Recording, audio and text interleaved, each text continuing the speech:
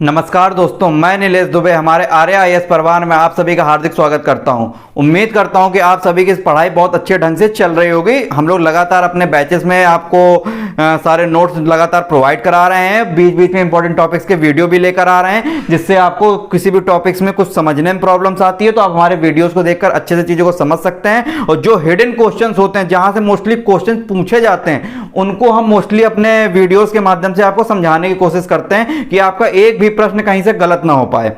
तो हम लोगों ने जैसा कि मध्यकालीन इतिहास की भारत की कक्षा हम लोगों ने प्रारंभ कर ली थी। अब इसमें हमने पहला टॉपिक आपको बेसिक पहले सिलेबस बता चुके थे हम इसके पहले आपको डिटेल में पूरा। फिर इस्लाम धर्म का उदय हमने अच्छे से समझाया। मध्यकालीन इतिहास को, पूरे इतिहास हिस्ट्री को अच्छे से समझ विकसित करने के लिए इस्लाम धर्म का उदय का टॉपिक हमने पूरा फिनिश किया था। इसका तीसरा टॉपिक जो हमारा आता है सिंध पर अरब आक्रमण, उसको भी हमने एक सिलसिलेवार तरीके से विधिवत ढंग से पूरे अच्छे से टॉपिक कवर कर चुके हैं। इस टॉपिक की ऑलरेडी पीडीएफ आपको हमारे बैचेस में प्रोवाइड की जा चुकी है। अब इसमें कुछ लोगों का हमारे पास मैसेज आया कि सर सिंध पर अरब आक्रमण में कुछ डाउट हैं, तो डाउट उन्होंने मुझसे पूछे। तो इस डाउट को मैंने सोचा कि इसको मैं सभी को पब्लिक आके बता देता हूं, क्योंकि ये डाउट हो सकता है मोस्टली सभी को हो। ठीक है, तो जो सिंध पर अरब लोगों का आक्रमण होता है, अरब आक्रमण होता है सिंध पर हमारा, इसमें डाउट क्या है वो मैं आपको क्लियर करता हूं। अब मैंने आपको ये बताया था कि भारतवासियों का इस्लाम जगत से परिचय सर्वप्रथम किन लोगों ने कराया था, तो उसका सीधा सा आंसर होता है अरबी लोगों ने। अरबी लोग थे जो हमारे भारत पर आक्रमण करने वाले प्रथम मुस्लिम लोग थे, मतलब इस्लाम धर्म को फॉलो करने वाले अरबी लोग प्रथम लोग थे। ठीक है, तो इस्लाम धर्म का उदय यहां पर कब होता है आपको मैंने बताया था 632 ईस्वी में मोहम्मद पैगंबर साहब की जो है, मोहम्मद साहब की जो है मृत्यु होती 632 ईस्वी में। तब अरब क्षेत्र में इस्लाम धर्म का दायरा बढ़ना चालू होता है। इस्लाम धर्म की अरब से ही शुरुआत होती है। तो इस्लाम धर्म का उदय जो सर्वप्रथम अरब में क्षेत्र में ही हुआ, और तो इस्लाम धर्म का उदय जो मेनली जो है 632 ईस्वी से माना जाता है। इस्लाम का उदय, ठीक है, इस्लाम का उदय 632 ईस्वी से मेनली माना जाता है अरब क्षेत्र में। ठीक है, और ये बात हो रही है ईस्वी की, ये बात हो रही है ईस्वी की, 632 ईस्वी की। अब कुछ लोगों को यहां पे डाउट था कि सर अरबों के पहले जो ईरानी आक्रमण हुए, क्या वो मुसलमान लोग नहीं थे? आपके मन में भी डाउट आएगा। तो ईरानी आक्रमण जो हुए हमारे इतिहास में अरबों के पहले भारत के किसी क्षेत्र में ईरानी आक्रमण, ये बात है हमारी कब की? ईसा पूर्व की बात है। पहली बात तो ये मन में, उस समय आपका इस्लाम धर्म का उदय ही नहीं हुआ था। तो जो ये ईरानी लोग थे उस समय इस्लाम धर्म को मानने वाले फॉलोवर थे ही नहीं, क्योंकि उस समय इस्लाम धर्म उदय ही नहीं हुआ था। ठीक है, इसीलिए इस क्वेश्चन का सीधे तौर पर अरब आक्रमण हो जाता है। आज के प्रेजेंट टाइम में इस सिचुएशन को देखा जाए, जो ईरानी लोग हैं वो इस्लाम धर्म को मानने वाले फॉलोवर हैं, इस्लामी लोग, मुस्लिम लोग हैं। लेकिन उस समय जब अरबों के पहले इन्होंने आक्रमण किया था, उस समय तो इस्लाम धर्म का उदय ही नहीं हुआ था। तो ये प्रथम अटैकर कैसे हो जाएंगे मुस्लिम इस्लाम धर्म को मानने वाले फॉलोवर? आप खुद इस बात को सोचिए ना, कॉमन सेंस हल्का सा यूज करिए। तो ये डाउट आप अच्छे से यहां पर क्लियर कर लीजिए, इसलिए मैंने इसको पूरा डिटेल में बताया है कि इस्लाम धर्म का उदय तो आपका 632 ईस्वी में मोहम्मद पैगंबर साहब की मृत्यु के बाद से होना स्टार्ट होता है। ये बात है ईस्वी की, ये बात है हमारी ईसा पूर्व की, जब हमारा इस्लाम धर्म उदय ही नहीं होता। तो इस क्वेश्चन का आंसर सीधे तौर पर प्रथम मुस्लिम आक्रमण, भारत पर आक्रमण करने वाले लोग कौन थे? अरब आक्रमण थे। इस्लाम धर्म से परिचय लोगों का, भारतवासियों का किसने कराया था? सर्वप्रथम अरबी लोगों ने कराया था। अब ये बात खत्म हो गई डाउट की। अब आज हम लोग अपने जो टॉपिक लेकर आए हैं भारत पर तुर्क आक्रमण, इस टॉपिक को डिटेल में समझेंगे। तो भारत पर तुर्क आक्रमण, अब तुर्क नाम आया तो सबसे पहले क्वेश्चन आना चाहिए कि प्रथम तुर्क कौन था जिसने भारत कर किसी क्षेत्र पर आक्रमण किया था? सबसे पहला वो व्यक्ति कौन था जो तुर्क था जिसने भारत कर किसी क्षेत्र पर आक्रमण किया था? तो जैसे ही तुर्क की बात आएगी तो सबसे पहले आपके माइंड में नाम आ जाना चाहिए सुबुक्तगीन का।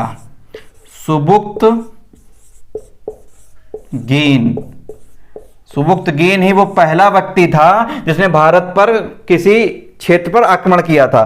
तो सीधा सा क्वेश्चन निकल के आएगा, तो भारत पर आक्रमण करने वाला प्रथम तुर्क कौन था? तो सुबुक्तगीन सीधा सा नाम आएगा। इसने कहां पर आक्रमण किया था? तो पंजाब में एक वंश है हिंदू शाही वंश, हिंदू शाही वंश था, हिंदू शाही वंश पंजाब में। यहां का हिंदू शाही वंश का जो शासक था, क्या नाम था उसका? जयपाल। तो जयपाल के विरुद्ध, जयपाल नाम था। तो जयपाल के विरुद्ध सुबुक्तगीन ने भारत पर आक्रमण किया था, जो कि प्रथम तुर्क था। कब आक्रमण किया था? 977 ईस्वी में। जिस वर्ष ये शासक बनता है सुबुक्तगीन, उसी वर्ष ये आक्रमण करता है भारत के किसी हिस्से पर। पंजाब में हिंदू शाही वंश के खिलाफ जयपाल के विरुद्ध ये आक्रमण करता है। तो सीधा सा क्वेश्चन आपको एक यहां से मिल गया। ठीक है, अब सुबुक्तगीन का ही पुत्र आगे चल के होगा कौन? महमूद गजनवी। महमूद गजनवी, जहां से आप लोग मेनली पढ़ते हैं तुर्क आक्रमण के बारे में, महमूद गजनवी। अब लेकिन यहीं से कुछ हिडन क्वेश्चन आपके आते हैं, जैसे सुबुक्तगीन। सुबुक्तगीन के पहले भी एक व्यक्ति का नाम आएगा, अलप्तगीन। सुबुक्तगीन के पहले भी एक व्यक्ति का नाम आएगा, अलप्तगीन, जो कि गजनी वंश की स्थापना करता है। ठीक है, तो वो हिडन क्वेश्चन होते हैं जहां से आयोग हमारा पूछता है। ये क्वेश्चन तो सभी को पता होते हैं, तो ये क्वेश्चन भी रिपीटेड हो जाते हैं, लेकिन आयोग जहां से क्वेश्चन पूछता है। अब हम लोग इसके बैकग्राउंड के पहले इसके थोड़ा सा बैकग्राउंड को समझना जरूरी है, क्योंकि पृष्ठभूमि को समझ लेंगे तो हमारी एक सोच विकसित होती है, जो हमारे मेंस में भी कवर करेगी और प्री के लिए भी बहुत ज्यादा इंपॉर्टेंट होगी, क्योंकि हिडन क्वेश्चन वहीं से आते हैं आजकल। तो अब हम लोग पृष्ठभूमि को जानेंगे कि अलप्तगीन कहां से निकल के आया, सुबुक्तगीन कहां से निकल के आया, तुर्कों की शुरुआत कहां से इतिहास में होती है। ये तुर्क वर्ड जो आया, तो इनकी शुरुआत इतिहास में सर्वप्रथम कहां से मानी जाती है। तो सारी चीजों को हम लोग डिटेल में समझेंगे, पृष्ठभूमि को। तो हम लोग जब डिटेल में अब तुर्क को समझेंगे, तो सबसे पहले हमारे माइंड में आएगा कि तुर्कों की शुरुआत आखिरकार इतिहास में होती कहां से। तो मैंने आपको प्रीवियस वीडियो में जो आपको मैंने इस्लाम धर्म पढ़ाया था, उसमें मैंने आपको खिलाफत के बारे में बताया था। अब्बासी वंश की खिलाफत होती है, फिर उसके पहले उमैयद वंश की खिलाफत जाती है, और फिर इसके ममलूक वंश आता है, अटोमन वंश आता है। इस तरीके से सारे खिलाफत की शुरुआत होती है। तो जो हमारा 10वीं सदी में अब्बासी वंश चल रहा होता है इस समय। तो अब्बासी वंश के खिलाफत के दौरान क्या होता है, तो 10वीं सदी में जो अब्बासी वंश जो होता है हमारा चल रहा होता है कंटिन्यू। तो इस समय ये अब धीरे धीरे कमजोर पड़ना स्टार्ट होता है 10वीं सदी से। अब्बासी वंश जो है 10वीं सदी से कमजोर पड़ना स्टार्ट होता है। तो कमजोर जब पड़ता है, तो उसी का फायदा उठाकर पश्चिम एशियाई क्षेत्रों में दो नए राजवंश की शुरुआत होती है। दो नए राजवंश की शुरुआत होती है। कौन कौन से वंश? एक समानी वंश। अब ये बिल्कुल डिटेल में हम लोग जा रहे हैं पृष्ठभूमि को समझते हुए। एक समानी वंश, ठीक है, और दूसरा है हमारा सफाविद वंश। सफाविद वंश, सफाविद वंश। अब क्वेश्चन आपका कहां से आएगा पेपर में, तो ये दोनों जो वंश हैं, जो दोनों राजवंश हैं, पश्चिम एशियाई क्षेत्रों में, अर्थात भारत के पश्चिमी क्षेत्र में लगे हुए सटे हुए हिस्से दोनों वंश हैं। तो सफाविद वंश को आपको बिल्कुल नहीं पढ़ना है, क्योंकि यहां से क्वेश्चन नहीं आता है, ये और ज्यादा पश्चिम में हो जाता है। अब सफाविद वंश से क्वेश्चन आता है। सफाविद वंश के अगर पूछा जाए भारत के किन क्षेत्रों से पश्चिम में लगे हुए हिस्से हैं, अगर यहां से बात और क्वेश्चन पूछा जाए तो ईरान, ठीक है, ख्वारिज्म ये क्षेत्र हैं जहां पे समानी वंश जो हमारा फैला हुआ था, ख्वारिज्म। इसके बाद हमारा हो जाएगा उत्तरी अफगानिस्तान का क्षेत्र, उत्तरी अफगानिस्तान का क्षेत्र, ठीक है। तो समानी वंश हमारा इन क्षेत्रों में फैला हुआ था। अब समानी वंश की, अब यहां से क्वेश्चन आएगा कि समानी वंश की आखिरकार शुरुआत किसने करी, और समानी वंश की कहां पर शुरुआत की गई, तो ये क्वेश्चन आएगा। तो मेनली समानी वंश, अब इसके बारे में हमको डिटेल में पढ़ना है, ठीक है। सफाविद वंश नहीं पढ़ना, सफाविद वंश से क्वेश्चन नहीं आता है। अब समानी वंश की शुरुआत सर्वप्रथम कहां पे की गई, तो बुखारा एक जगह है, बुखारा में इसकी शुरुआत की गई। अब बुखारा जगह कहां पर पड़ती है, उज्बेकिस्तान का क्षेत्र, उज्बेकिस्तान में एक जगह है बुखारा, उज्बेकिस्तान का क्षेत्र है बुखारा। यहां पर समानी वंश की शुरुआत होती है हमारी। अब शुरुआत इसकी कौन करता है, समानी वंश की, तो एक व्यक्ति का नाम आप अच्छे से याद कर लीजिए, क्वेश्चन आता है अमीर इस्माइल। नाम थोड़े से इसमें अब अजीब मिलेंगे नाम, लेकिन सीधे तौर पर याद करना है, डायरेक्टली पेपर में पूछा जाएगा। अमीर इस्माइल ही व्यक्ति होता है जो जिसने समानी वंश की शुरुआत करता है। कहां पर, बुखारा में। बुखारा कहां पर है, उज्बेकिस्तान में। तो ये आपको पहला फैक्ट यहां पे ये याद कर लेना है तुरंत। अब इसके बाद अंतिम शासक समानी वंश का कौन इसके आगे, इसके बाद निकल के आएगा, एक व्यक्ति का नाम आएगा अबुल मलिक, अबुल मलिक ये अंतिम शासक होता है सवानी वंश का, अबुल मलिक। ठीक, अबुल मलिक का ही गुलाम होता है कौन? गुलाम, अबुल मलिक का ही गुलाम होता है कौन? अलप्तगीन। अब यहां से देखिएगा, जो मैंने आपको पहले बताया था, अब यहां से चीजें कनेक्ट हो रही हैं। इतना बैकग्राउंड आपने समझा, इसी बैकग्राउंड से क्वेश्चन आ जाता है। ठीक है, तो अलप्तगीन, अलप्तगीन जो है हमारा अबुल मलिक का गुलाम होता है। अब ठीक है, और अलप्तगीन का ही, अब किसी किताबों में लिखा है कि अलप्तगीन का पुत्र होता है सुबुक्तगीन, कुछ कुछ किताबों में लिखा है कि इसका एक सरदार होता है, अर्थात सेनापति होता है सुबुक्तगीन। तो हम लोग पुत्र की बात को खारिज कर देंगे, हम लोग इसको सेनापति मान के चलेंगे। तो सुबुक्तगीन, इसके बाद जब इसकी मृत्यु होगी तो सुबुक्तगीन का नाम आएगा। अब यहां से देखिए सुबुक्तगीन निकल के आया। सुबुक्तगीन के पीछे कितना इतिहास आपको समझने की जरूरत पड़े, जहां से क्वेश्चन पूछ जाते हैं, और यही आपकी समझ विकसित करता है इतिहास को समझने के लिए। तो एक बार हम लोग फिर से रिवाइज करते हैं। 10वीं सदी में अब्बासी वंश की खिलाफत जब चल रही थी, तो अब्बासी वंश जब कमजोर पड़ना स्टार्ट होता है 10वीं सदी से, तो दो राजवंश निकल कर आते हैं, एक समानी वंश, एक सफाविद वंश। पश्चिम एशियाई क्षेत्र के दोनों वंश होते हैं। सफाविद वंश के बारे में हमको पढ़ना नहीं, क्योंकि वहां से क्वेश्चन आता नहीं। समानी वंश जो है हमारा विस्तृत होता है, मुख्यतः ईरान क्षेत्र में, ख्वारिज में, उत्तरी अफगानिस्तान में, जो भारत से सटे हुए क्षेत्र हैं। इसके बाद समानी वंश की शुरुआत कहां पर होती है हमारी? बुखारा नामक स्थान पर होती है, जो कि उज्बेकिस्तान में जगह है। और शुरुआत सर्वप्रथम जो है अमीर इस्माइल नाम का व्यक्ति समानी वंश की सर्वप्रथम करता है। अंतिम शासक कौन था समानी वंश का? अबुल मलिक। अब अबुल मलिक का ही गुलाम जो होता है हमारा अलप्तगीन होता है। ठीक है, अलप्तगीन। तो अब ये जब गुलाम है, ये तुर्क है, अलप्तगीन जो है तुर्क है। ठीक है, और ये गुलाम है, तो जाहिर सी बात है जब गुलाम है तो ये चिढ़ता होगा, ये चिढ़ता होगा समानियों से, अबुल मलिक से, मतलब इनकी अच्छी नहीं बनती थी अलप्तगीन की समानियों से।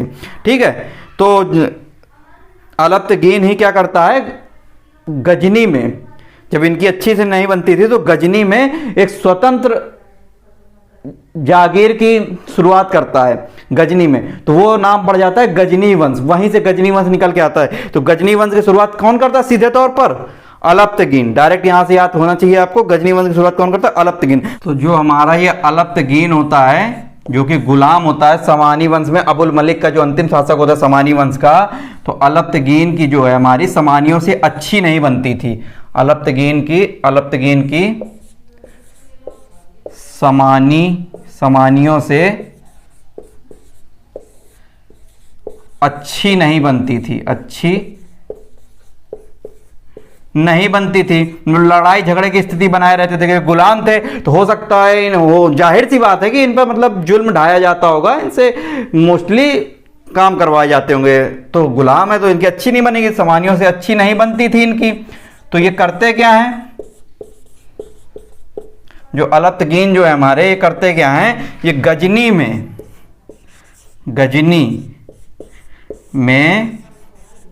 एक जागीर की शुरुआत करते हैं। गजनी में एक जागीर की शुरुआत करते हैं। ठीक है, और इसी जागीर का नाम गजनी में करते हैं, तो इसी जागीर का नाम जो है हमारा क्या पड़ जाएगा?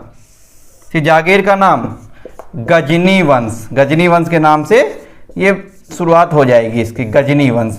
तो सीधे से क्वेश्चन आएगा कि गजनी वंश की स्थापना या शुरुआत किसने करी? अलप्तगीन ने। डायरेक्टली क्वेश्चन अभी मैं बता रहा हूं आपको, अलप्तगीन ने गजनी वंश की शुरुआत करी। अब अलप्तगीन के बाद यहीं से आपका निकल के आएगा कौन? सुबुक्तगीन। जब इसकी मृत्यु हो जाती है अलप्तगीन की, 977 ईस्वी में इसकी मृत्यु होती है अलप्तगीन की। ठीक है, तो इसके बाद निकल के आएगा सुबुक्तगीन।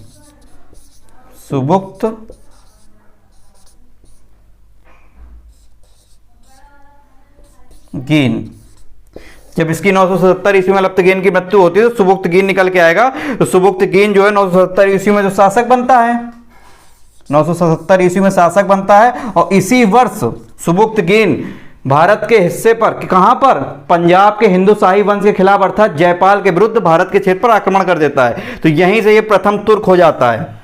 यहीं से प्रथम तुर्क हो जाता है सुबुक्तगीन। और कब आक्रमण करता है? इसी वर्ष आक्रमण करता है जिस वर्ष ये राजा बनता है, शासक बनता है। 970 ईस्वी में ही ये हमारा हिंदू शाही वंश के खिलाफ ये आक्रमण करता है सुबुक्तगीन। तो अब यहां से देखिए वो जो लाइन हम लोग डायरेक्ट पढ़ लेते हैं कि भारत पर आक्रमण करने वाला प्रथम तुर्क कौन था? सुबुक्तगीन। अब इसके बैकग्राउंड हिस्ट्री आप समझ लीजिए कितना डिटेल में है और जहां से क्वेश्चन आता है डायरेक्टली आपका, ठीक है। अब यहीं से सुबुक्तगीन जो आक्रमण करता है, तो यहीं से आपका सुबुक्तगीन के बाद महमूद गजनवी जो इसका पुत्र होता है निकल के आता है। अब यहां पर बस यहां पे कंफ्यूज नहीं होना कि अलप्तगीन जो है हमारा, अलप्तगीन का सुबुक्तगीन पुत्र होता है कि सेनापति होता है। किताबों में अलग अलग बातें लिखी गई हैं अलग अलग किताबों में, लेकिन आपको डायरेक्टली मान के चलना है कि सुबुक्तगीन जो है इसका एक सेनापति होता है, सरदार होता है, ठीक है। तो ये हमने सुबुक्तगीन के बारे में बात कर ली। अब सुबुक्तगीन जो आक्रमण कहां पर करता है सर्वप्रथम? तो हम लोग सुबुक्तगीन के बारे में, अब जो मैंने स्टार्टिंग बताया था उसको मैंने कनेक्ट करके आपको यहां से पूरा समझा दिया बैकग्राउंड, जहां से क्वेश्चन आपके आएंगे। अब सुबुक्तगीन के बारे में यहां से डायरेक्टली पढ़ना स्टार्ट करते हैं। सुबुक्तगीन जो कि हमारा प्रथम तुर्क होता है जो आक्रमण करता है भारत के हिस्से पर। कहां पर आक्रमण करता है मैं आपको पहले बता चुका हूं, फिर से बता देता हूं। हिंदू शाही वंश, हिंदू शाही वंश पंजाब के क्षेत्र में होता है और राजा इसमें कौन होता है यहाँ का? जयपाल। और यह आक्रमण कब करता है? 977 ईस्वी में। जिस वर्ष ये शासक बनता है उसी वर्ष ये आक्रमण कर देता है सुबुक्तगीन हिंदू शाही वंश के खिलाफ, जयपाल के विरुद्ध आक्रमण कर देता है। तो अब आक्रमण में क्या होता है? ये जयपाल की यहां पर हार होती है, ठीक है। सुबुक्तगीन आक्रमण करता है, जयपाल की हार हो जाती है, इन दोनों में संधि होती है, जयपाल हो जाते हैं चुप, बिल्कुल। लेकिन जयपाल की क्या रहती है? थोड़ी गंदी आदत रहती है। मतलब गंदी आदत कैसा? मतलब ये साम्राज्य विस्तार के लिए समय समय पर मतलब कोशिश करते रहते थे। तो इनको 10 वर्ष बाद एक बार फिर मौका मिलता है। तो 987 मतलब 270 के बाद 10 वर्ष बाद मतलब 987 ईस्वी में जयपाल फिर एक बार आक्रमण करता है सुबुक्तगीन के ऊपर, गजनी में। इसके ऊपर फिर आक्रमण करने की कोशिश करता है, लेकिन फिर अगेन जयपाल हारता है, अगेन जयपाल हारता है। लेकिन अभी भी जयपाल का जो है ईगो जो है अभी भी मतलब उसके ईगो को चोट नहीं लगी, मतलब अभी भी इसने आत्महत्या नहीं करता है जयपाल, क्योंकि अभी तो ये सुबुक्तगीन से हार रहा था। लेकिन जब इसके पुत्र महमूद गजनवी से हार जाएगा जयपाल आगे चल के, तब इसके ईगो को, सम्मान को बहुत ज़्यादा ठेस लगती कि इनके बाबूजी से तो हम हार ही रहे थे महमूद गजनवी के, अब लेकिन पुत्र ने भी हमको हरा दिया। तो इस बात का सदमा ये जयपाल झेल नहीं पाते हैं और जयपाल जो है आत्महत्या कर लेते हैं जब महमूद गजनवी से हारते हैं। तो जब आगे हम जब आक्रमण के बारे में विस्तार से बताएंगे तब हम इसको हम बताएंगे आपको कि कब जयपाल की महमूद गजनवी से आक्रमण, अटैक होता है, लड़ाई होती है। तो अभी आप ये समझिए कि सर्वप्रथम आक्रमण इन्होंने किया सुबुक्तगीन ने हिंदू शाही वंश के खिलाफ। ये पंजाब का राजवंश होता है, ठीक है। अब इसके बाद सुबुक्तगीन के बाद निकल के आएगा इसका पुत्र होता है महमूद गजनवी, महमूद गजनवी, जिसके बारे में आपको डिटेल से पढ़ना है। तो महमूद गजनवी जो है कब शासक बनता है? इसकी मृत्यु के बाद। तो महमूद गजनवी जो शासक बनता है 998 ईस्वी में, 998 ईस्वी में महमूद गजनवी शासक बनता है इसकी मृत्यु के बाद, ठीक है। गजनी का शासक बनता है, ठीक है।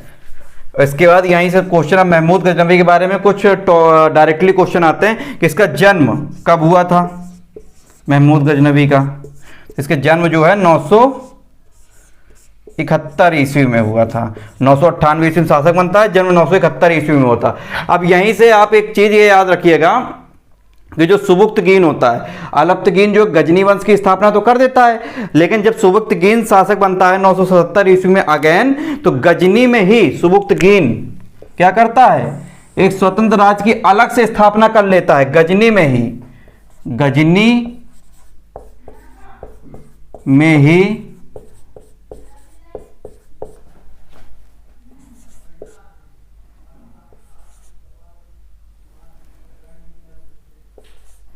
स्वतंत्र राज्य की स्थापना,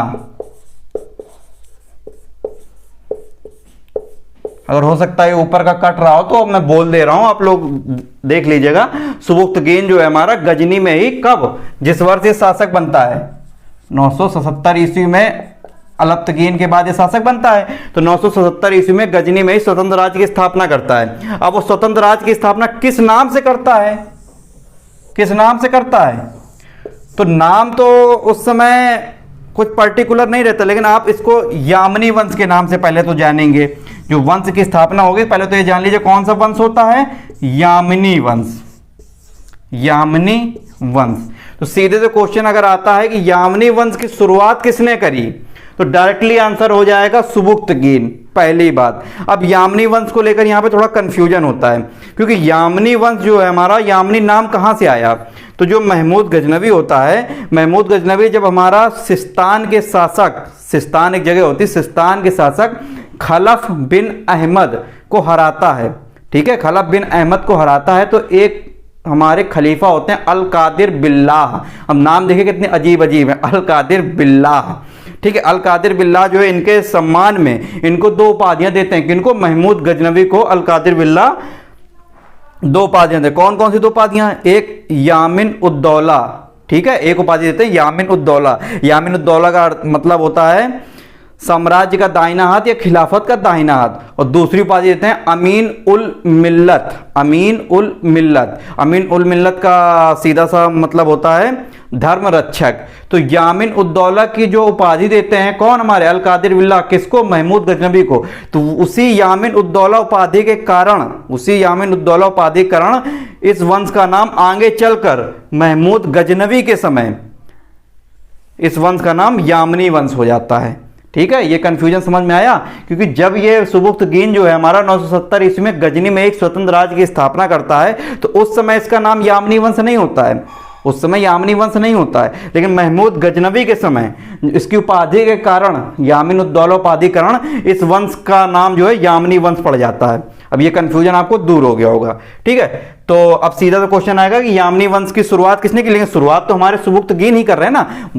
नाम भले बाद में हमारा पड़ता है इस पुत्र जी के, पुत्र महमूद गजनवी के कारनामे के कारण, लेकिन शुरुआत तो इस वंश की सुबुक्तगीन नहीं करी, स्वतंत्र राज्य की स्थापना सुबुक्तगीन नहीं करी थी। तो जब सीधा क्वेश्चन अगर आया कि यामिनी वंश की शुरुआत कौन करता है, तो सीधा सा आंसर हो जाएगा हमारा सुबुक्तगीन, ठीक है। अब अगर इस तरीके से पूछ लिया कि इस वंश का नाम किसके नाम पर पड़ा, तब भले क्वेश्चन आंसर इसका हम लोग महमूद गजनवी लगाएंगे, लेकिन ऐसा क्वेश्चन अभी तक आया नहीं है। क्वेश्चन हमेशा यही पूछा गया कि सुबुक्तगीन यामिनी वंश की शुरुआत जो है हमारा कौन करता है, तो यामिनी वंश की शुरुआत सीधा सा हमारा सुबुक्तगीन करता है, ठीक है। ये कंफ्यूजन यहाँ दूर हो जाना चाहिए। अब इसके बाद महमूद गजनवी के बारे में बात कर रहे थे हम लोग। तो 998 ईस्वी में महमूद गजनवी जो है शासक बनता है, ठीक है। इसके बाद जन्म इनका जो है 971 ईस्वी में महमूद गजनवी का होता है। अब महमूद गजनवी की मैंने जो आपको बताया कि एक खलीफा होते हैं, कौन? खलीफा, जिनका नाम होता है अल कादिर बिल्लाह। अल कादिर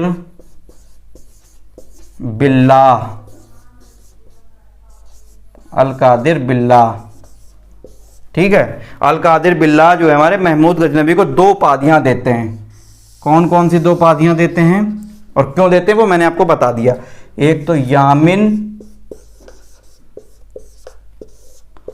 उद्दौला, जिसका सीधा सा मतलब होता है खिलाफत का दाहिना हाथ या साम्राज्य का दाहिना हाथ, यामिन उद्दौला। और दूसरी उपाधि कौन क्या देते हैं अल कादिर बिल्लाह महमूद गजनवी को? अमीन, अमीन उल मिल्लत, अमीन उल मिल्लत। इसका सीधा सा मतलब होता है अमीन उल मिल्लत का धर्म रक्षक। तो इसी उपाधि के कारण यामिन उद्दौला जो उपाधि इनको मिलती है महमूद गजनवी, इसी उपाधि के कारण इस वंश का नाम जो है आगे चलकर इसके समय पर, महमूद गजनवी के समय पर यामिनी वंश पड़ जाता है, ठीक है। तो सीधे डायरेक्टली कनेक्ट करिए। लेकिन यामिनी वंश की शुरुआत कौन कर रहा है? हमारा सुबुक्तगीन कर रहा है। अब ये इसको उपाधि अल कादिर बिल्लाह क्यों देते हैं वो मैंने आपको बताया कि अब ये महमूद गजनवी जो है हमारा सिस्तान का, एक सिस्तान एक जगह है, तो सिस्तान का शासक होता है कौन? खलफ बिन अहमद। खलफ बिन अहमद को हराता है, ठीक है, महमूद गजनवी। तो जब हराता है तो ये उस समय सबसे पहले सुल्तान की उपाधि धारण करता है महमूद गजनवी। जब सिस्तान के शासक को हराता है तो सुल्तान की उपाधि धारण करता है। तो एक क्वेश्चन महमूद गजनवी से रिलेटेड एक और आएगा कि इस्लाम का प्रथम सुल्तान किसको जानते हैं हम लोग की? तो डायरेक्टली यहां से क्वेश्चन आएगा कि इस्लाम का प्रथम सुल्तान हम किसे मानते हैं? महमूद गजनबी को। तो डायरेक्टली आप यहां से क्वेश्चन ये भी लिख सकते हैं, इस्लाम का या इस्लाम धर्म का, इस्लाम का प्रथम सुल्तान कौन था? महमूद गजनवी, प्रथम सुल्तान। ठीक, आपका एक क्वेश्चन ये डायरेक्टली आता है, इस्लाम का प्रथम सुल्तान कौन था? महमूद गजनवी। क्यों था? क्योंकि ये सिस्तान के शासक खलफ बिन अहमद को हराता है और हराने के बाद सर्वप्रथम सुल्तान की उपाधि धारण करता है। तो इस्लाम धर्म में सुल्तान की उपाधि धारण करने वाला प्रथम व्यक्ति कौन था? महमूद गजनवी। और जब ये हराता है तो इसी कारनामे से हमारे अल कादिर बिल्लाह जो खलीफा होते हैं बहुत खुश होते हैं और इन्हीं के सम्मान में महमूद गजनवी को 2 उपाधियां देते हैं, यामीन उद दौला की और अमीन उल मिल्लत की। और एक क्वेश्चन हिडन मैं बताता हूं, महमूद गजनवी जो हमारा सिस्तान के शासक को हराता है तो ये बात हमें किस पुस्तक से पता चलती है? इस बात का विवरण किस पुस्तक में दिया गया है? तो एक पुस्तक है हमारी, कौन सी? ये सारे क्वेश्चन हिडन जो ध्यान देते रहिएगा सारा। एक पुस्तक है हमारी तारीख ए गुजीदा, तारीख ए गुजीदा, ये पुस्तक है। इस पुस्तक में उल्लेख है इस बात का कि हमारा सिस्तान के शासक को महमूद गजनवी सर्वप्रथम हराता है, इसके बाद सुल्तान की उपाधि धारण करता है।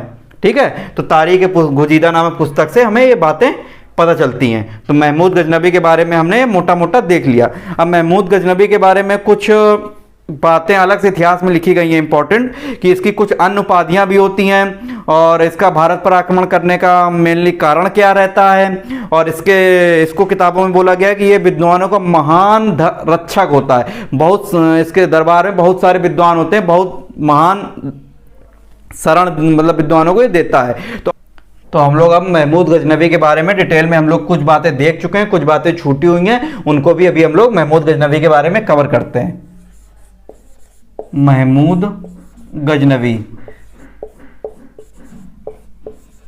ठीक है, मैंने सीधा सीधा बताया आपको कि इसका जन्म जो है 971 ईस्वी में होता है। 998 ईस्वी में गजनी का शासक बनता है और इसी के उपाधि के नाम पर यामनी वंश का नाम पड़ जाता है। लेकिन यामनी वंश की शुरुआत कौन करता है? सुबुक्तगीन, इनके बाबूजी। ठीक है, तो महमूद गजनवी के बारे में। अब महमूद गजनवी की कुछ उपाधियां होती हैं, कुछ इसे अन्य नाम से भी जाना जाता है। ठीक है, यामीन उद दौला तो है ही है इसकी उपाधि जो अल कादिर बिल्लाह देते हैं। इसके अलावा हमारा अमीन उल मिल्लत भी है। ठीक है, इस्लाम का प्रथम सुल्तान भी इसको बोलते हैं। और इसकी 1-2 उपाधियां हैं, इसको गाजी भी कहा जाता है, गाजी। ठीक है, इसी की एक उपाधि है बुत सिकन भी कहा जाता है इसको। अब ये क्यों कहा जाता है आप डायरेक्टली रट तो लेंगे कि 2 इसकी उपाधियां हैं महमूद गजनवी। तो गाजी क्यों कहा जाता है? तो जो इस्लाम धर्म में धर्म के नाम पर लड़ने वाले योद्धा होते हैं, बस इतना याद कर लीजिए, धर्म के नाम पर जो लड़ने वाले योद्धा होते हैं उनको इस्लाम धर्म में गाजी कहते हैं। तो धर्म के नाम पर लड़ने वाले योद्धा, धर्म के नाम पर लड़ने वाले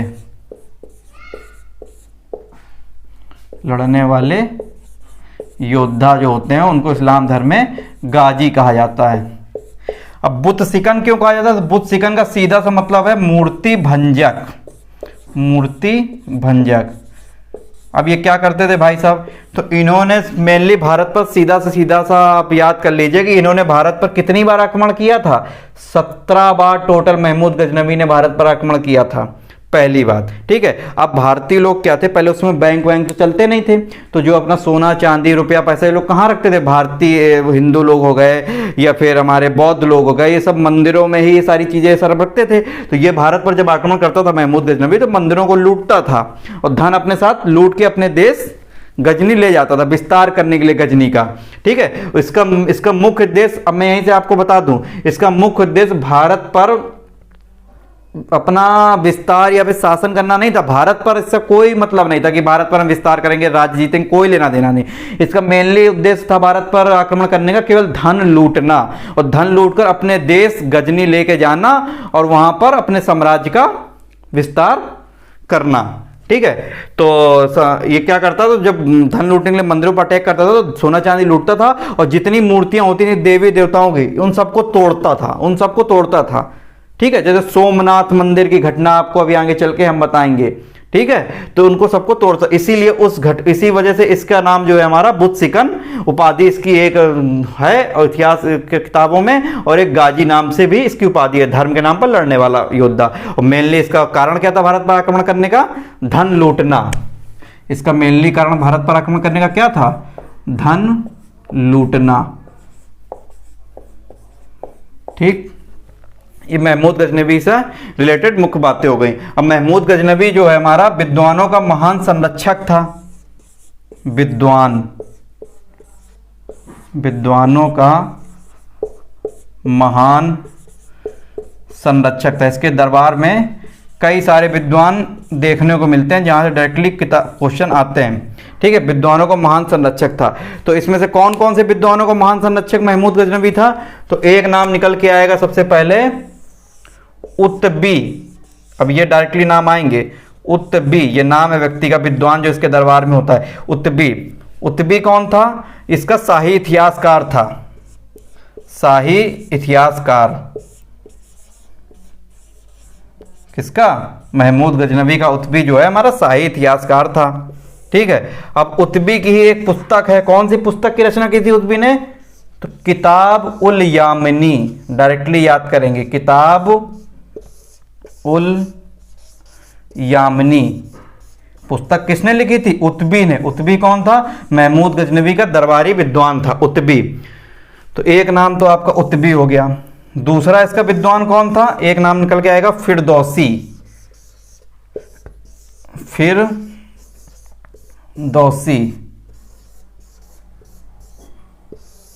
ठीक है।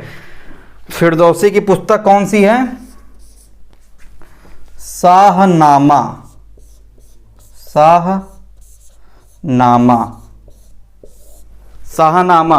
अब शाहनामा को इस्लाम धर्म का या इस्लाम का महाभारत के नाम से भी जानते हैं। तो क्वेश्चन आएगा कि इस्लाम धर्म का महाभारत के नाम से किस पुस्तक को हम जानते हैं? इस्लाम धर्म की महाभारत कौन सी पुस्तक है? शाहनामा पुस्तक को हम इस्लाम धर्म का महाभारत के नाम से भी जानते हैं। तो इसको आप ब्रैकेट में लिख लेंगे, इस्लाम का महाभारत, इस्लाम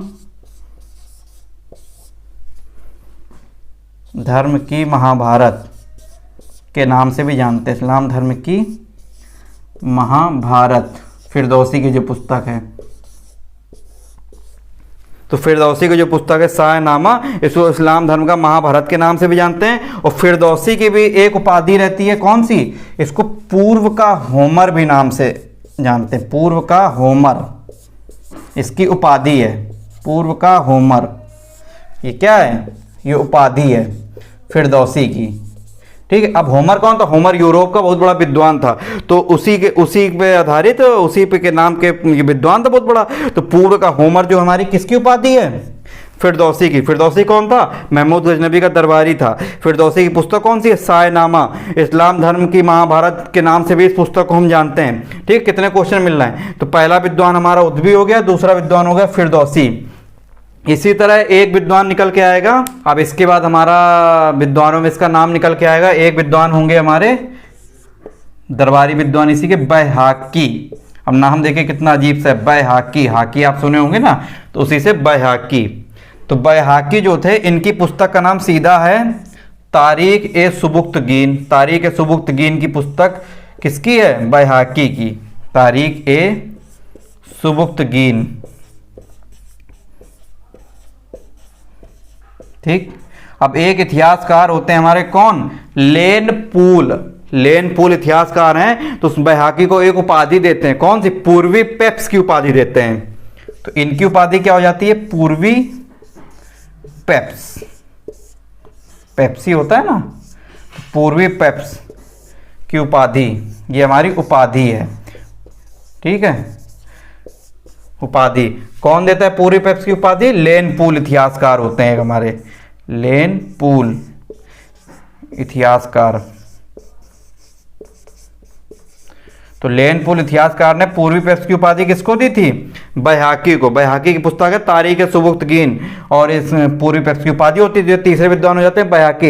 इसी तरह से कई और विद्वान का नाम आता है जो इसके दरबारी विद्वान महमूद गजनबी के होते हैं। जैसे हमारे नाम है हमारा फारसी कवि, नाम आएगा आपका फारसी कवि उजारी, एक होता है हमारा फारसी कवि उजारी। और कौन से विद्वान होते हैं मैं आपको लिख के बता देता हूं। देखिए इसके दरबारी विद्वान और कौन कौन से होते हैं। उजारी, फारसी कवि उजारी। एक हमारे महान दार्शनिक होते हैं, उनका नाम होता है फराबी, एक फराबी विद्वान होते हैं इनके दरबार में, फराबी, फरारी नहीं, फराबी, फराबी ये दार्शनिक विद्वान है, फारसी कवि उजारी हैं। इसी तरह से अन्य विद्वान हैं, तुसी नाम आएगा एक, तुसी, फरजदी, तो इनके दरबार में कई सारे विद्वान हैं। इसी वजह से इस बात को ध्यान में रखते हुए इनको विद्वानों का महान संरक्षक बोला गया महमूद गजनबी को। तो कितने विद्वान हो गए हमारे, बैहाकी हो गए और उजारी हो गए, फराबी हो गए, तुसी हो गए, तुसी, ठीक है, और इसके बाद फरजदी भी हो गए, फरजदी। इसके पहले हमने दो आपको मुख्य स्टार्टिंग में बता ही दिए, उतबी, फिरदौसी। अब इसी में से एक बहुत ही इंपॉर्टेंट विद्वान का नाम आता है जिसके बारे में थोड़ा सा डिटेल में हम आपको बताएंगे नेक्स्ट क्लास में, क्योंकि उसके बारे में पूरा डिटेल में समझना पड़ेगा, ठीक है। तो क्या नाम है उस विद्वान का, अल बरूनी, अल बरूनी। ये हमारा बहुत इंपॉर्टेंट विद्वान है इनके दरबार का, ठीक है। तो अल बरूनी के बारे में हम आपको नेक्स्ट क्लास में डिटेल में बताएंगे। और इसके बाद जो महमूद गजनबी ने 17 बार भारत पर आक्रमण किए हैं उनका पूरा विवरण नेक्स्ट क्लास में आपको बताएंगे। और जो 17 बार महमूद गजनबी भारत पर आक्रमण करता है, इस बात का उल्लेख कौन से यूरोपीय दो विद्वान करते हैं, तो दो विद्वानों का नाम आता है हेनरी और दूसरा इलियट। तो हेनरी और इलियट दो हमारे यूरोपीय विद्वान होते हैं जो महमूद गजनबी भारत पर आक्रमण करता है 17 बार, उसका पूरा डिटेल हेनरी और इलियट जो है इसकी व्याख्या पूरे आक्रमण की करते हैं। तो लाइट का लगता है कुछ कनेक्शन खराब हो गया है, तो हम लोग वैसे भी अपना आज इतना ही टॉपिक कवर करने वाले थे। अब इसके बाद हम लोग अगली क्लास में अल बरूनी के बारे में डिटेल में समझेंगे, और जो सिलसिलेवार तरीके से जो आक्रमण करता है महमूद गजनबी भारत पर 17 बार, उसके बारे में आक्रमण को समझ लेंगे। महमूद गजनबी टॉपिक खत्म हो जाएगा। इसके बाद मोहम्मद गोरी। अब महमूद गजनबी और मोहम्मद गोरी के बारे में थोड़ा सा डिफरेंस आपको समझना चाहिए कि इन दोनों के आक्रमण करने का भारत पर अंतर क्या है। महमूद गजनबी का मुख्यतः भारत पर आक्रमण करने का अंतर जो धन लूटना है, और मोहम्मद गोरी का जो आक्रमण करने का मुख्य उद्देश्य होता है भारत पर अपने भारत पर ही शासन करना, मतलब भारत पर साम्राज्य का विस्तार करना, भारत के हिस्से को जीतना उसका मुख्य उद्देश्य होता है, उस पर विस्तार करना, ठीक है। तो इस क्लास को आज हम लोग यहीं रुकते हैं, और अगली क्लास में हम लोग आके अल बरूनी के बारे में और आक्रमण के बारे में अच्छे से पढ़ेंगे। तो आज के लिए धन्यवाद, थैंक यू।